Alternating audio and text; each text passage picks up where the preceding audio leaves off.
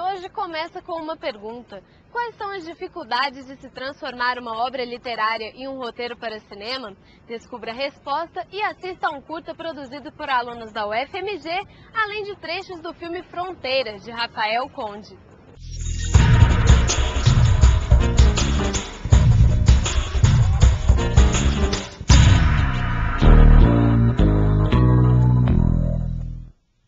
O cineasta Rafael Conde recebeu da Academia Brasileira de Letras o prêmio por roteiro adaptado com o filme Fronteira. Conversamos com ele e com o crítico Rafael Sicarini para desvendar os segredos das adaptações literárias.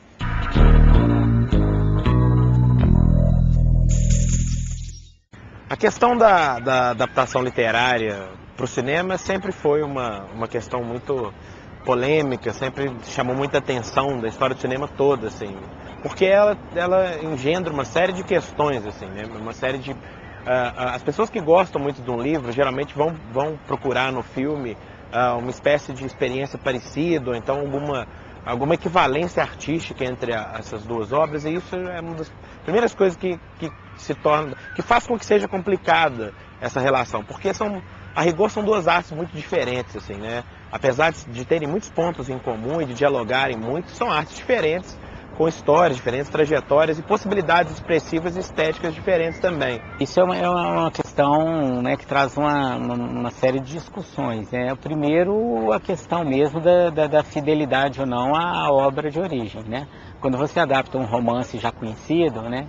Imediatamente, quando você faz o filme, você vai estabelecer um ponto de comparação. O filme é melhor que o livro é melhor que o filme, né? Então eu acho que é um primeiro perigo, né?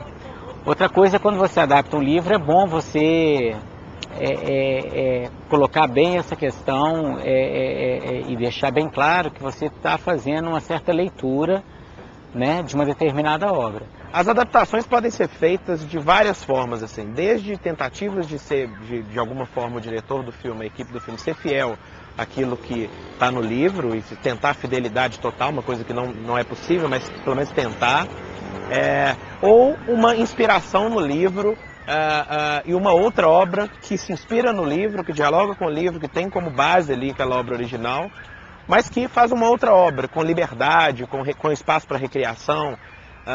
A tendência é que os filmes que se libertam um pouco dessa amarra de tentar fazer igual, ou de tentar, de alguma forma, se assemelhar em termos de qualidade, qualquer coisa do tipo, as que se libertam disso tendem a ser filmes mais interessantes, assim. Acho que os filmes que ficam muito presos com a ideia e com muito medo do livro, com muito respeito, digamos assim, talvez esse respeito não seja tão positivo nesse sentido. Claro que tem que haver um respeito pela alma da obra, pelas questões centrais da obra, talvez por uma certa por uma preocupação que seja central da obra original. Agora, do que diz respeito a essa transposição e a reconstrução dentro do cinema, não é necessário que não é preciso que se respeite demais, que se respeite toda a estrutura, enfim. A gente tem exemplos na história do cinema os mais diversos, assim, né? Hitchcock, por exemplo, era um que adaptou vários livros, e muitos livros desconhecidos. Ele tinha, aliás, a opinião que um grande livro nunca dá um grande filme. E que, às vezes, um livro mediano, assim, dá um plot, uma trama básica para um filme, e aí sim, um filme interessante. Tanto é que a gente hoje pode lembrar aí de 20 ou 30 filmes do Hitchcock, e vai ter dificuldade de lembrar 3 ou 4 livros nos quais ele se baseou. Um filme que é baseado num livro de um conto relativamente famoso é Os Pássaros, por exemplo. Mas nem todo mundo leu o conto original no qual o Hitchcock se baseou.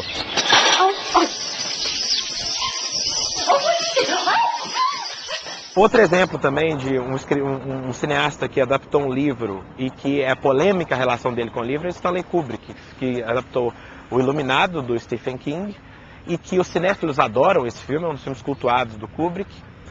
Alguns mais, digamos, dizem que o filme é muito superior ao livro, mas os fãs de Stephen King, que gostam do livro original e que foram ao filme para encontrar, digamos, algo semelhante, não gostam. Esse filme divide, assim, por exemplo, os cinéfilos adoram e os fãs de Stephen King não gostam tanto, porque o Kubrick mudou muita coisa, se permitiu muitas modificações, mudanças mesmo de lógica da história, enfim. Tem um exemplo recente de um filme que seguiu a linha da tentativa de uma certa fidelidade, uma certa reprodução que foi o Senhor dos Anéis, né? O Peter Jackson tentou fazer um filme que de alguma forma trouxesse esse imaginário do livro para o cinema, e esse agradou muito aos fãs, né? Os fãs do Senhor dos Anéis adoram a trilogia, adoram os filmes, acham que o cinema representou bem a grandeza da obra, enfim. Mas alguns acham, inclusive eu, que a falta de, digamos, ousadia do Peter Jackson em relação ao livro, essa coisa de ilustrar muito o livro, torna o filme um pouco sem vida, um pouco monótono para aqueles que não se interessam tanto pelo livro original, não têm uma relação de tanta paixão, de tanta devoção com o livro original.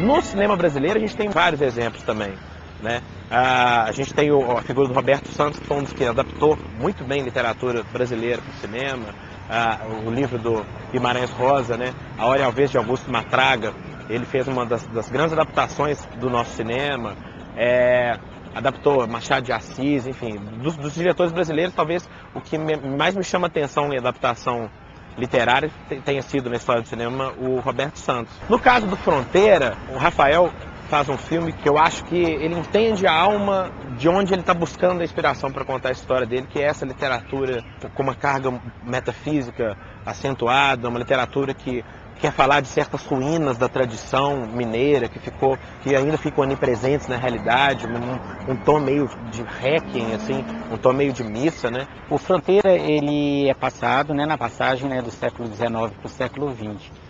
Foi meu primeiro filme de época, então eu tive, né, o que me preocupou muito nessa adaptação é a questão da direção de arte, né, do cuidado dessa questão de figurino, de cenário, cenografia, trilha, a questão da fotografia também, né? Foi uma preocupação muito grande. Então foi um longo trabalho de pesquisa em cima das obras dele, de outra bibliografia da época, em cima de fotos da época, pesquisas iconográficas e particularmente dos desenhos do próprio Cornélio Pena, que eu acho que eles foram uma fonte de inspiração muito grande para o livro.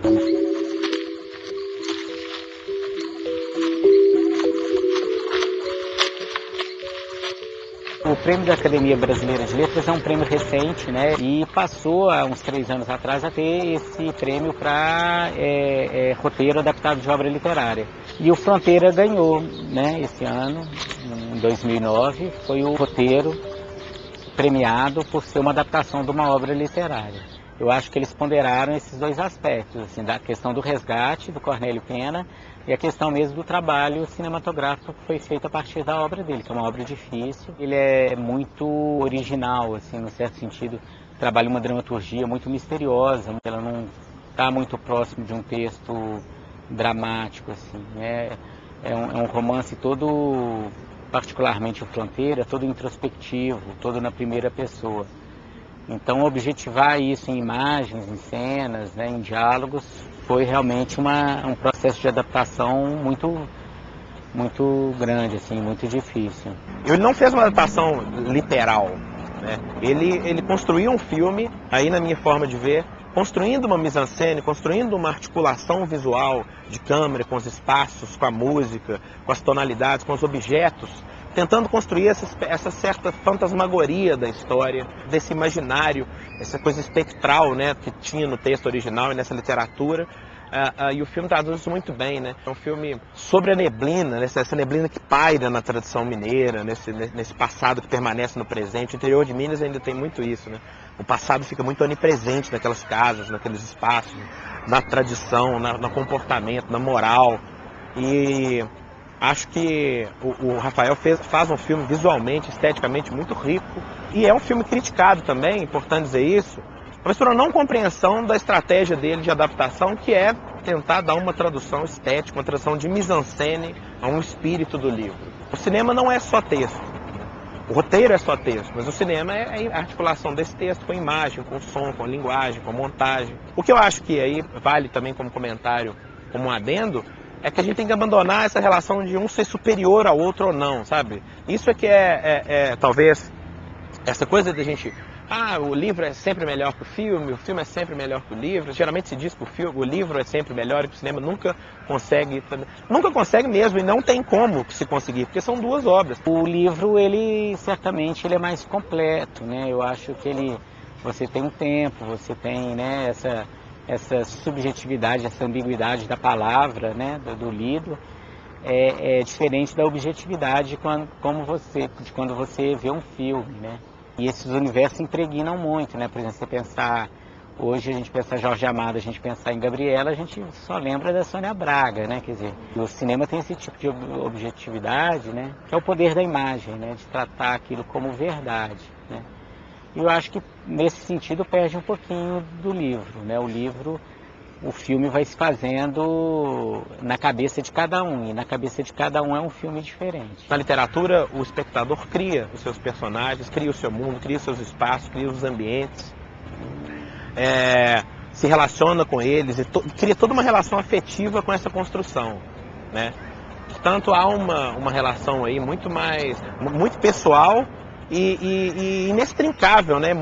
É dele, é de uma pessoa. O cinema, ele tem uma relação muito mais objetiva, no sentido de que ele mostra as coisas. Você não sabe, você imaginou uma figura, um ator é de tal forma que aquela sua imaginação já bateu. Então o estranhamento vai dar de qualquer forma. Aquele espaço você não imaginou dessa forma, aquele ator você não imaginou dessa forma. E aí, portanto, você tem que recriar as relações afetivas com outros espaços, outras formas, outras geografias externas e geografias corporais também. E aí que se dá o estranhamento. Só que ele é inevitável, né? Ele é inevitável dadas as características das duas artes. O Para Todos faz uma breve pausa. Na volta, assista aos filmes que separamos para você.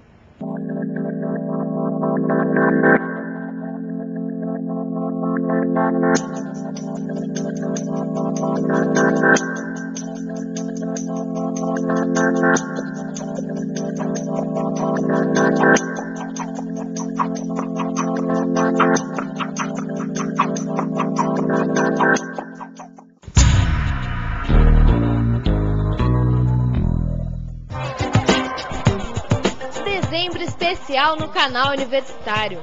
O projeto Sentimentos do Mundo da UFMG apresenta David Lynch, A Estética do Pesadelo. And it's a thrilling trip, but it's all just ideas that I fall in love with. Danielle Mitterrand, Água e Desenvolvimento Sustentável. Que l'eau doit être rendue aussi pure qu'elle nous a été donnée par la terre. Joel Primas e Nancy Abrams, O Novo Universo. Modern scientific culture says nothing about human beings or how we should live. Is this a problem? Do people still need a believable creation story? E a performance poética de Arnaldo Antunes. O nome disso é rotação, o nome disso é movimento, o nome disso é representação. Sentimentos do Mundo em dezembro, no canal universitário.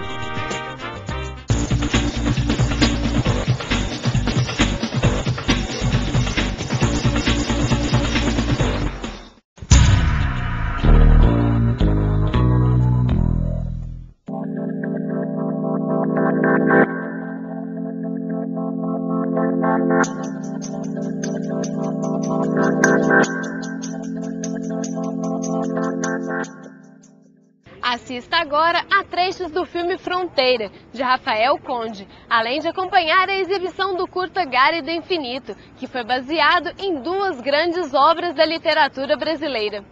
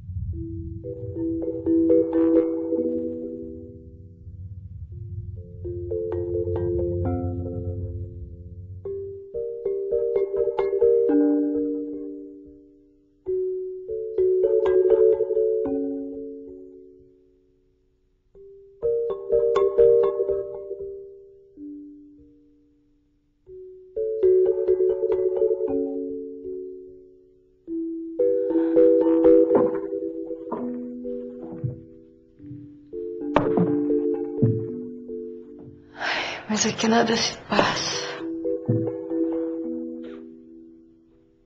Eu não quero saber das mentiras que me cercam, o que quem quer que seja venha me falar.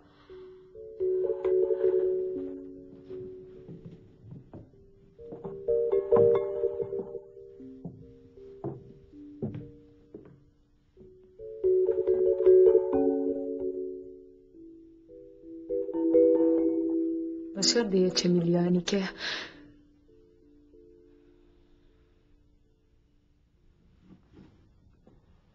Eu sei o que é, mas não são todos que recebem a graça.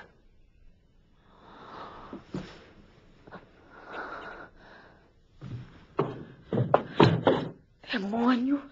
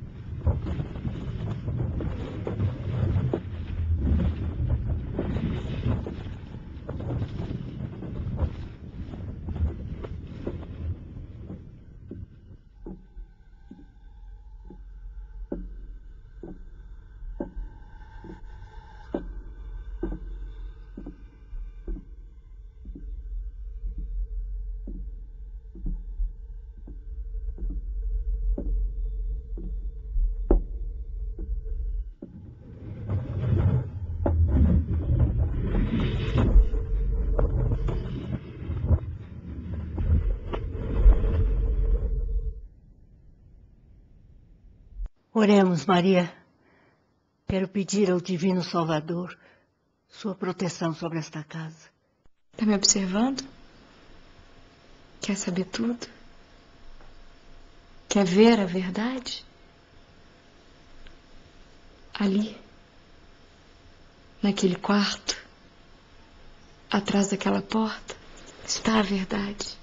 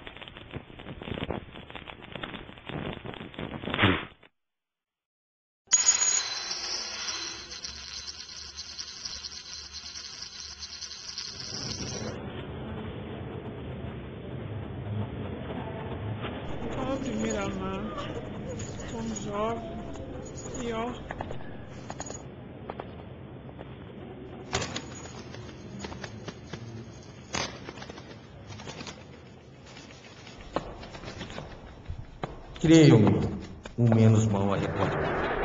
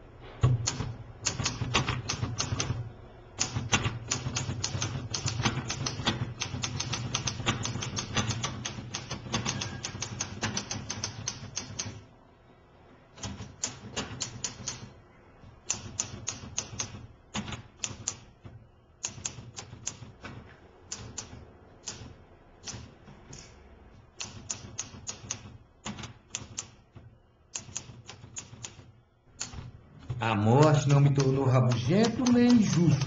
O que nos faz senhores da terra é esse poder de restaurar o passado para tocar a estabilidade das nossas impressões e a vaidade dos nossos afetos. Deixa lá dizer Pascal que o homem é um caniço pensante. Não, é uma errata pensante. Isso sim. Cada estação da vida é uma edição que corrige a anterior e que será corrigida também até a edição definitiva. O editor dá de graça aos verbos. Quando eu morrer, não quero choro nem vela, quero uma fita amarela, gravada com o nome dela. Quando eu morrer, não quero choro nem vela, quero uma fita amarela, gravada com o nome dela. Se existe alma e a outra encarnação, eu queria que a mulata sapateasse no meu caixão. Oi, sapateia, sapateia. Quando eu morrer, não quero choro nem vela, quero uma fita amarela, gravada com o nome dela. Quando eu morrer, não quero choro nem vela, quero uma fita amarela, gravada com o nome dela. O programa de hoje fica por aqui, mas se você quiser assistir ao Para Todos novamente, acesse o nosso site www.fmg.br/tv e para enviar críticas e sugestões, utilize o nosso e-mail paratodos@ufmg.br. Até o nosso próximo encontro. Tchau!